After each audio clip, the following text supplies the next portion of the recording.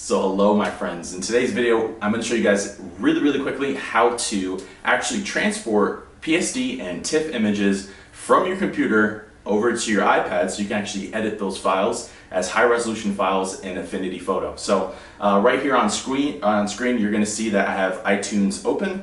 For this technique you will have to actually copy the files to your iPad using iTunes.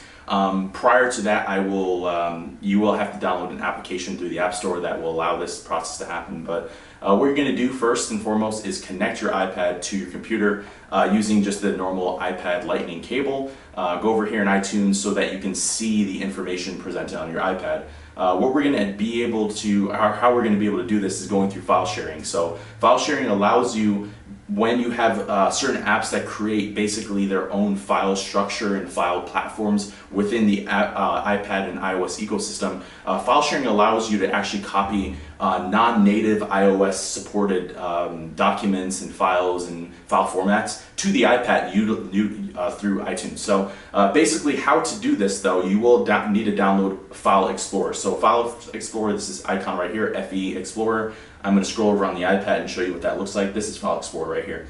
So this is a free application that you can get just through the App Store. It's totally free. Download this application. That's first and foremost. You will need that. Once you get to that point, connect your iPad to your computer, and then completely forget about this application. You'll never need to open it ever again, unless you want to delete like files and TIFFs and things of that nature from the iPad. You can also do that on iTunes though, but you don't need this application once you get to that point. So what you're going to do here, once you connect and you download the application, you're going to go over to file sharing and you're going to go to File Explorer. On my desktop right here, you'll see that I have Clarabelle 04-10 TIFF. This is the TIFF file. I'm going to delete it, the copy that I have on the iPad already. I'm just going to delete that. What you're going to do is literally just drag and drop from your desktop or whatever like application or file folder that you have open on your computer, but you're going to drag and drop that into iTunes, into the File Explorer Documents tab right here. So basically what that does is literally just copies this file directly to the iPad, completely removing the need to do this through Google Drive or iCloud Drive or Amazon Drive or Dropbox, and basically uploading it to the cloud and then re-downloading it, which if you don't have a good internet connection could take kind of a long time. So this is exactly why I found this way to do this, just to shortcut all that stuff. Now the file is there, we're going to open up the latest version of Affinity Photo, which they did an update recently and it's pretty dope. So kudos to them.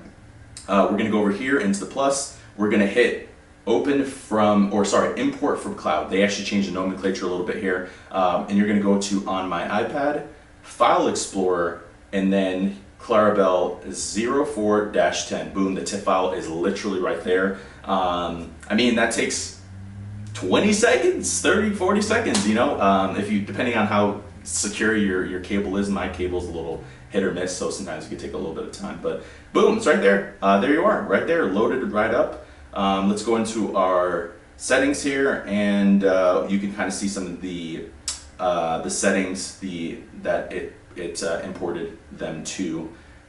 They kind of changed all of the layout on here. Let me see if I can figure out. It was defaults, but yeah, I don't know exactly what it's called now. Is it in the Affinity Photo tab? That was Persona.